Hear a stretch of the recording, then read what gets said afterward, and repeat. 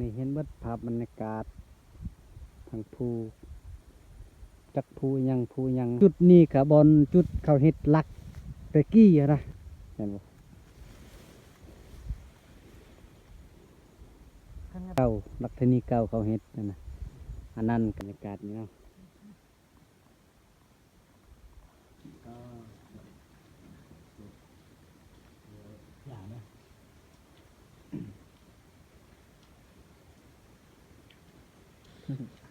cho chặt trả đơn năng được ฟัง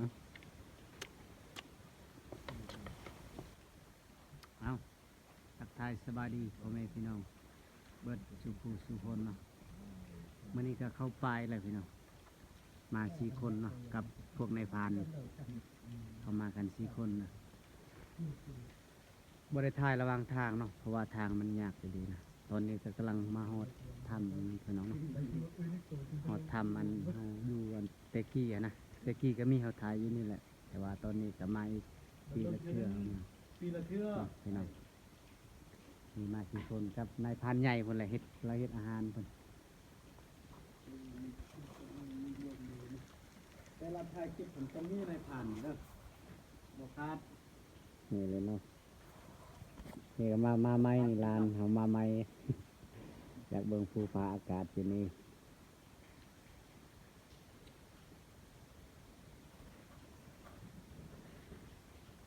บ่ได้อีหยังหรอกพี่น้องได้ตัวหนึ่งกระเล่นเอามาเฮ็ดแจวกินจังเนาะ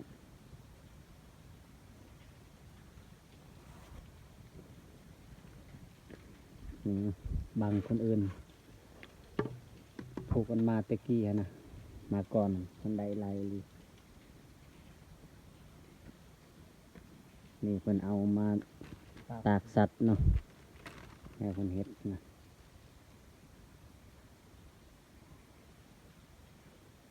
บรรยากาศอยู่ในถ้ำนี่นะพี่น้อง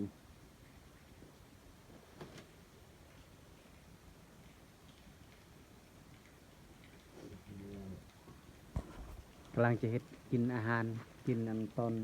เที่ยงเนาะแต่ว่ามันบ่มีอาหารนะ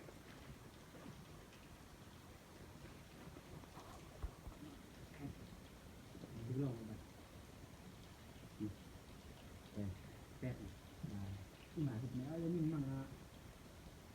lại nhưng mà cái cha phân lông thì cái này phân lông năng hộ nhưng nó bùng lơi đúng rồi thì này cụ cái này là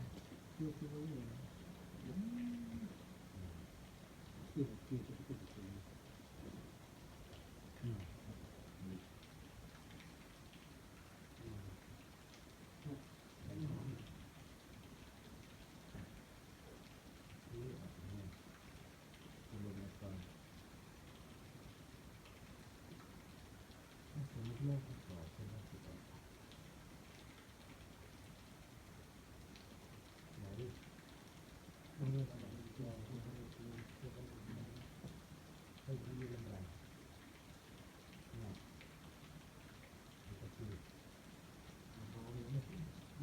home home what เริ่มขับแล้วมาตอนทำอิฐก็ได้นี่พี่น้องไอ้ตัวหนึงก็เล่นนะแล้วก็ห้อยหอมนี่มาได้ตอนมาเมื่อกี้นี่ประมาณ4-5 ตัวนี่แหละเมื่อละพันได้เลยหน่อย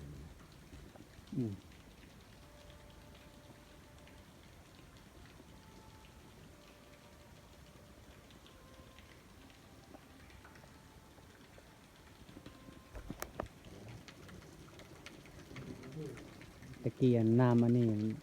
ลายนี่มันตอนนี้มันเบิดแหละตอนฝนตกอันโอ้น้ำมันขึ้นหลายเนาะ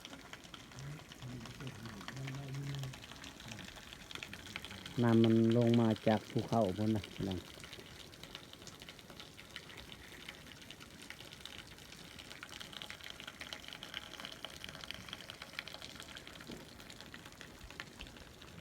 วันนี้ก็สูงนะแต่ว่าเราเห็นอยู่ในกล่องมันบ่ค่อยได้สูงปานใดนะเพราะมันสูงแฮง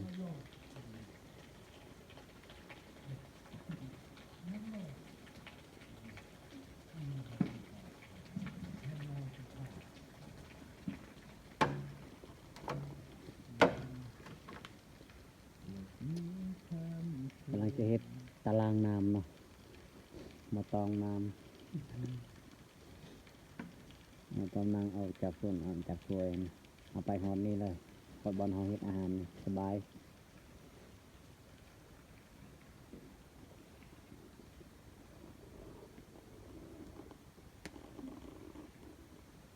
เรียกมากสุดแล้วลงเริ่มทุกเริ่ม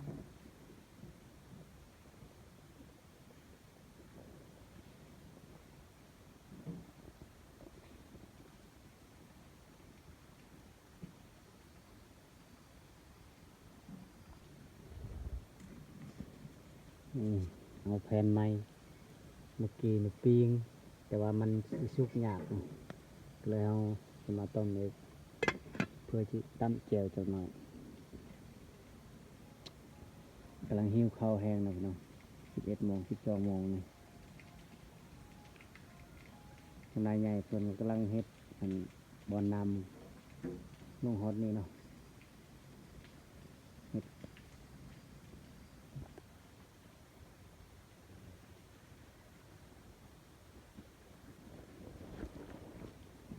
กำลังจะฟักหลับนะ เดี๋ยวไปเลย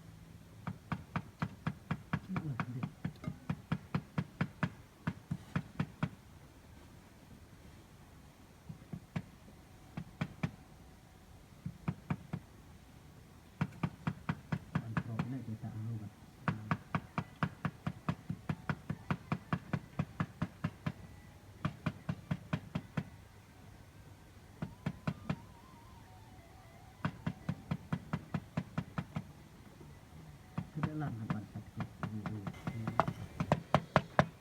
นี่น้ำสด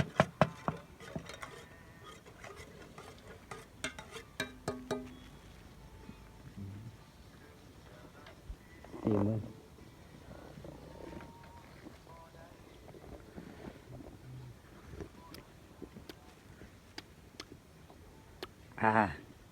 แซ่บ บักนั้น ปลาเห็ดลาบ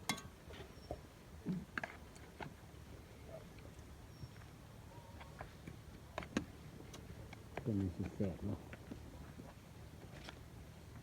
เรียกได้ พร้อม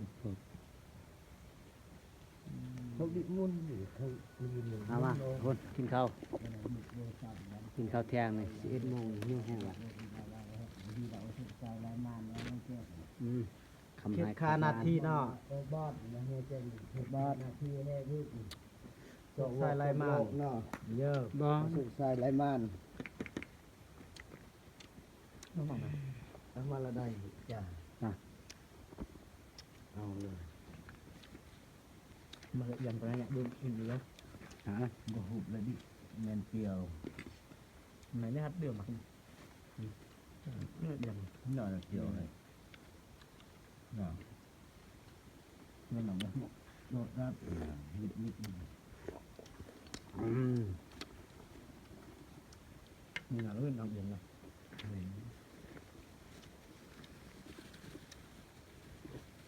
ได้นะได้ ง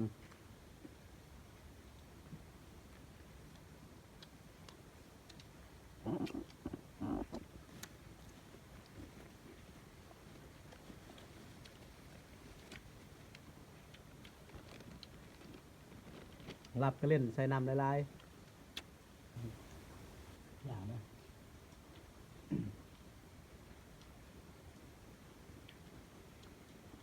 มันโปรมันชอบตัวนี้ก็หลับหลับตกนี่เลยอ้างที่จ่ายเขาเนี่ยเราง่ายๆสิมันบอกนี่คือตัวนี้เลยต่างให้นาบีnó đi ở từ tương lai hay nhiều khi mình nói đây là cái chuyện gì vậy cũng nó này tuổi trẻ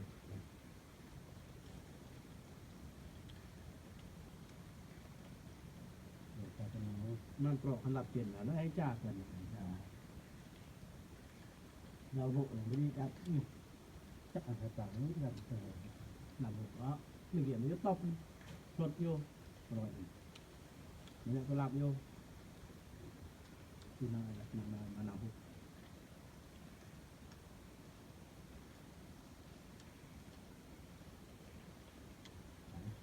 ใช่ครับให้กับฉันหนักอุ้ยวันนี้ได้มาให้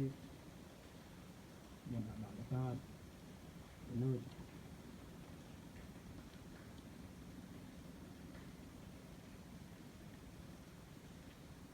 ถ้าสื่อเนี่ยตอนให้ปวดสักแวบปวดหนาไม่ได้เหตุอะไรชมอุทิศเดินนั่งรถแก้วตาจับจ่าเดินนั่งเด้อฟัง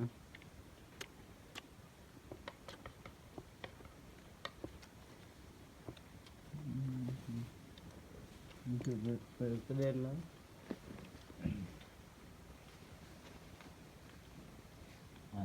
ได้นั่งได้ด้วยอ่ะ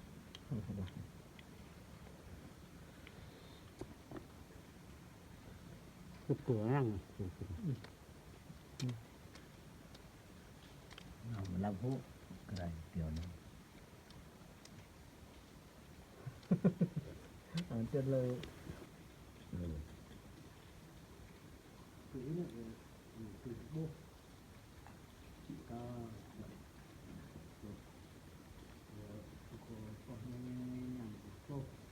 มันดูดีเลยสบายตัวเองนี่ฮะคุณมีเหตุผลได้ผ่านมาตลอดเจ้าใช่ที่นี่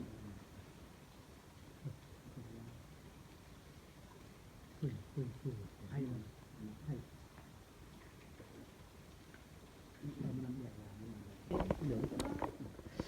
ตอนนี้ก็กินเขาเสร็จเรียบร้อยแล้วเนาะพี่น้องมีแต่เอาไปหากินต้นแดง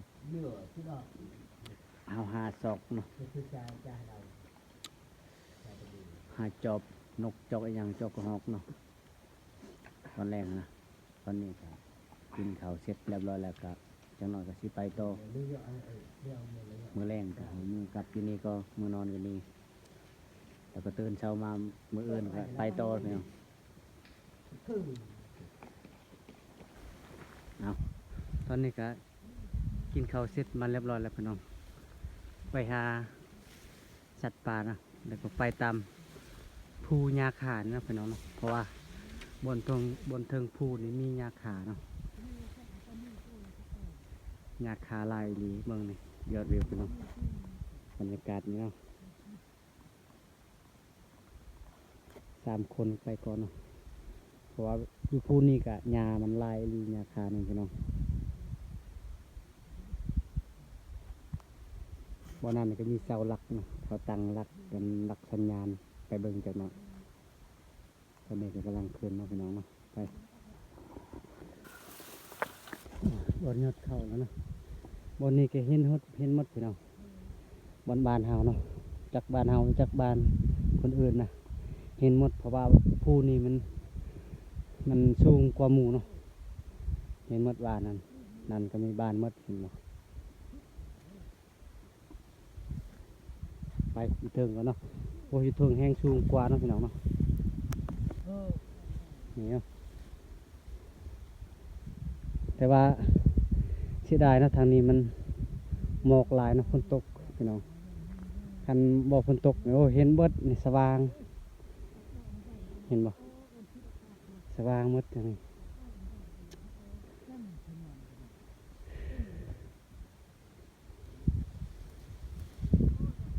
ทีมงานเฮาก็กำลังไปนะเนาะ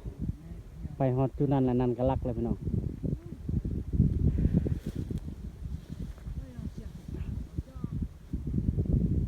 หญ้าคานี่ก็โอ้มันยาวเนาะซ้ำแอว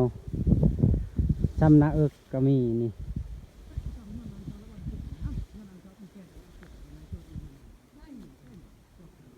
บรรยากาศอยู่นี่ก็คักพี่น้อง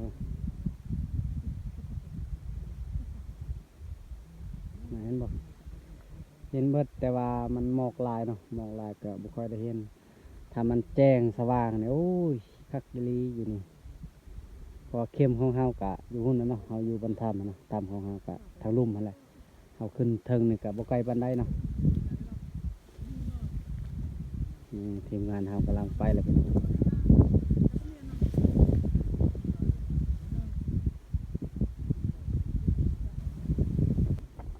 มันก็เห็นเลยเนาะบ้านของเฮาพี่น้องก็มันบ่ค่อยแจ้งเนาะเพราะว่ามันหมอกลายนี่นั่นก็บ้านเฮาเลยเด็กลักกี้เนี่ยแจ้งดกทีมงานเฮาไปสำรวจอยู่ภูละโปนเนาะชื่อนี่ภูละโปนแต่ว่าหญ้าคามันหลายมีแต่หญ้าคาเบิดเต็มเลยนี่พี่น้องเอ้ยเบิ่งนี่ทางนั้นก็โอ้ยหลายบาทเนาะแต่ว่าเสียดายมันหมอกลายอีหลีนี่พี่น้องถ่ายวิวมันไม่ค่อยดีนี่หมอกลายเต็ม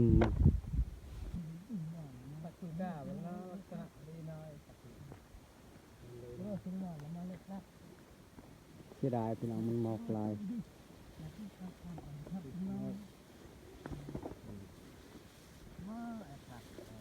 นักสำรวจปลาเดี๋ยวโอ้ยตาบัง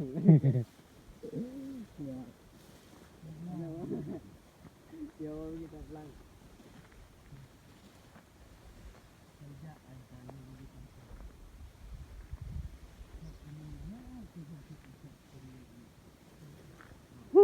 บรรยากาศนี่ครับเอลี่พะเนาะเสียดายแต่ว่ามันแดดเนาะเสียดายแดดเนี่ย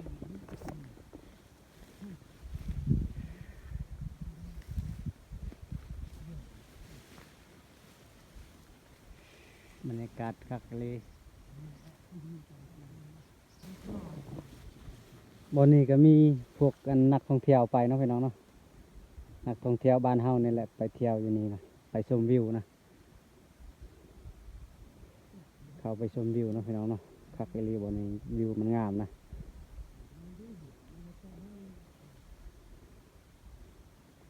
บรรยากาศอยู่นี่คักพี่น้อง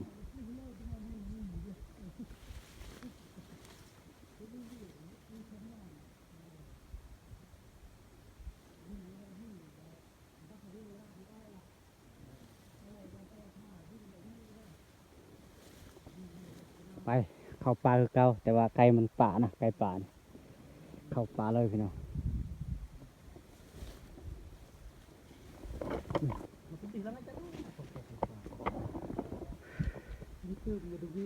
ตอนนี้ก็เข้าอยู่ป่าแล้วนะพี่น้องเข้าหาสัตว์คือเก่าเพราะว่ามันเมื่อยห้อนแห้งนะอยู่บนนั้นหัวโลนนั้นหญ้าคาหลายอันมันห้อนก็เลยเข้าอยู่ห่มนี่เข้าอยู่ป่าเนาะทีมงานเฮากำลังพักผ่อนกินน้ำกินในก่อน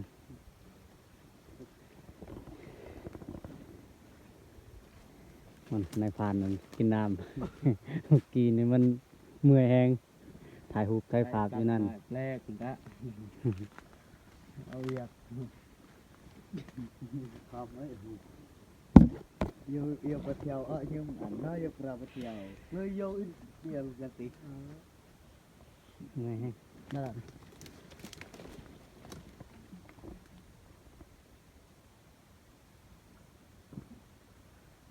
mấy gì chặt ra không biết được อุ้ยกันนาน้ำมาปลาปลา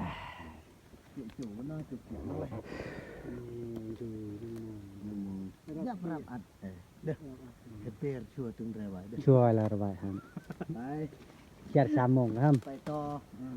ไปต่อนี่นายพรานใหญ่เพิ่นแล้วเอาทางนำทางไป ว่าพวกน้ำพระนายพรานน้อยนี่ไปตำลังนี่ ตามมาเพื่อที่เที่ยว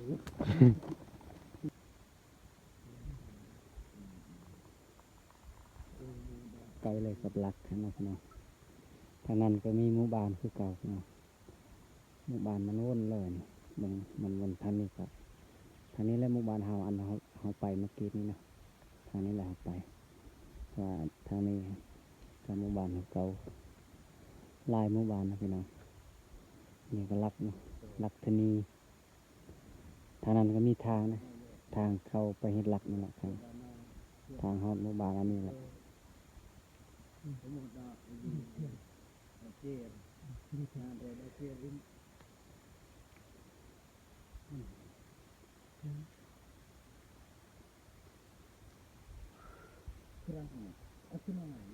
เออ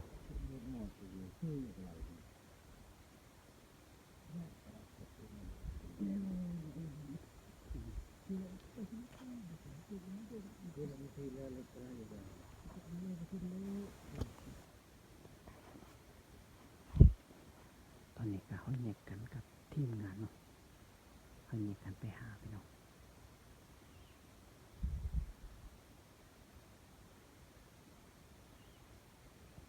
กำลังแยกกันไปหา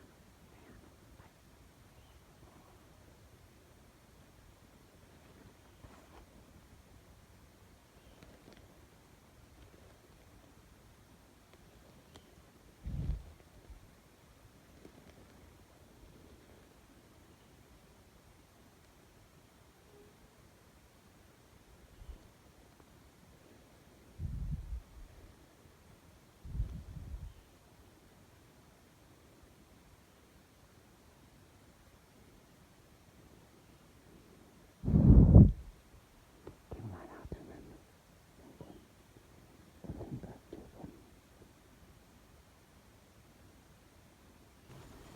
นี่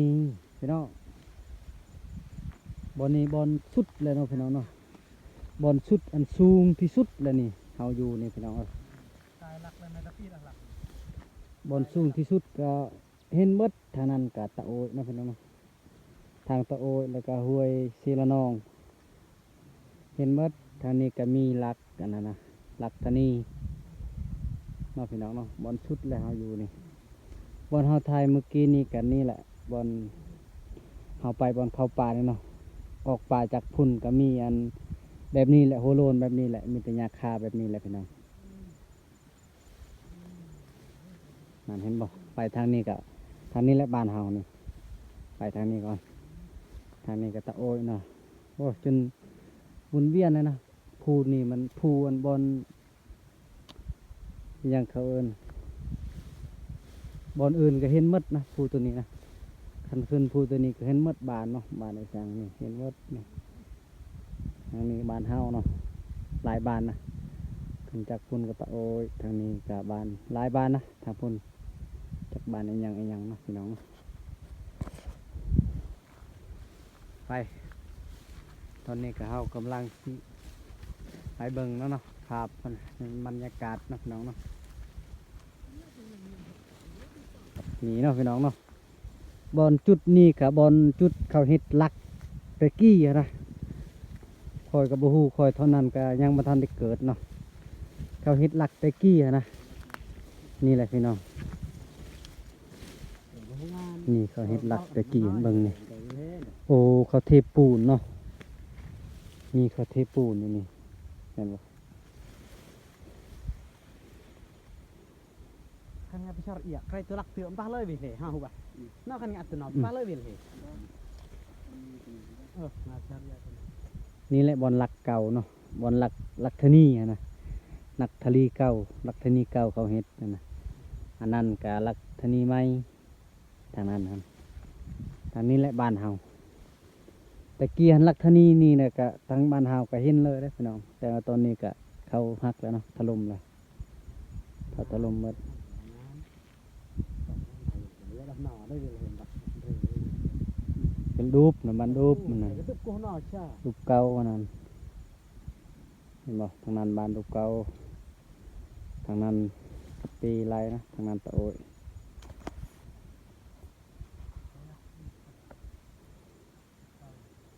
ภาพบรรยากาศบนนี้ก็งามเนาะพี่น้องเนาะ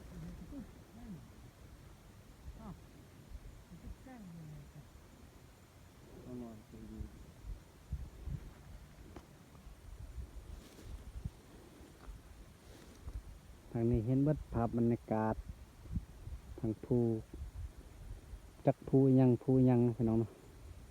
เห็นเบิดไปจากบ้านมาจากโรงงานทางคน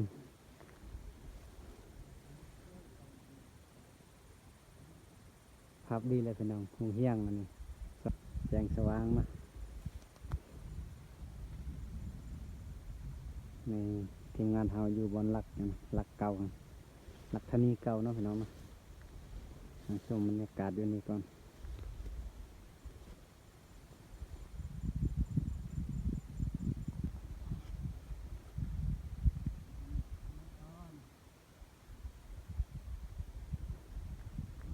ช่วงเดือนเดือนสองเนาะช่วงเดือนสามเดือนสี่ก็เบิดเลยนี่โลนหมดไปเนาะเพราะว่าเขาจูดเนาะแถวนี้เขาจูดมันเป็นโลนหมดเลยไม่หมดหญ้าเนี่ยเนาะมันคักรีวิวตัวนั้นมาแต่ว่าเดี๋ยวนี้ก็มันปงหมดเนาะเพิ่นมาต่อก็เลย เป็นแบบนี้เป็นสีเขียวเนาะอืมหมอกกำลังออกอีกแล้วนี่หมอกนี่มันเป็นภาพบรรยากาศในมืดครึ้มต่อพี่น้องเอ้ยมืดครึ้มต่อเนาะ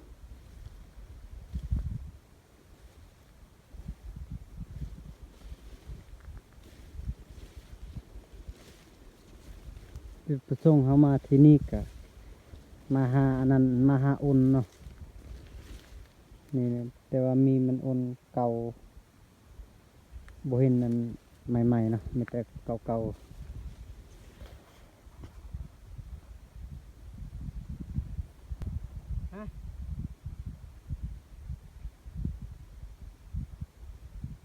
Ada je. Bro Bakit ba? ดอกบุญเจ็บดอกบักเจ็บนี่พี่น้องเจอแล้วเนาะฮูนี่คือฮูอ้วนนี่พี่น้องฮูอ้วนเนาะเจอนี่เจอบน Kali je. ภูนี่ซ้ำพี่น้อง Je tinggi ha. Boleh boleh. นี่นะคักเลย Kon an wai oh. Bila. พี่เลย Pe ada dia. เป๊ะองกี่วะทาก่อนโอ้พี่น้องยังไม่อันลือเนาะอันช่วยจ่าเนาะมันนี่นี่น้องมันหากินเนาะ Oh. Anak มันหากินแถวนี้ man susah anak no. มันหากิน Murah. โอ้แต่ว่าฝนก็อยากตกอีกพี่น้องเอ้ย Boleh dah. Ya. ฝนก็อยากตกนี่โอ้เสียดายดิ Bilang he. เจอแล้วนั่นนะเจอแล้ว Lek prana tidak lang lư rumah no. นี่นะ Ku khut ak nyum theo i no. ได้ไหลตั้งบนหน่อยหนึงหาเจอหูเดียวเนาะเพราะว่าหูนี่ลายแต่หูยังเก่าๆอันนี้แหละเขาเจอหน่อย Cai he ha nak kui tu kui nak ba ai ham.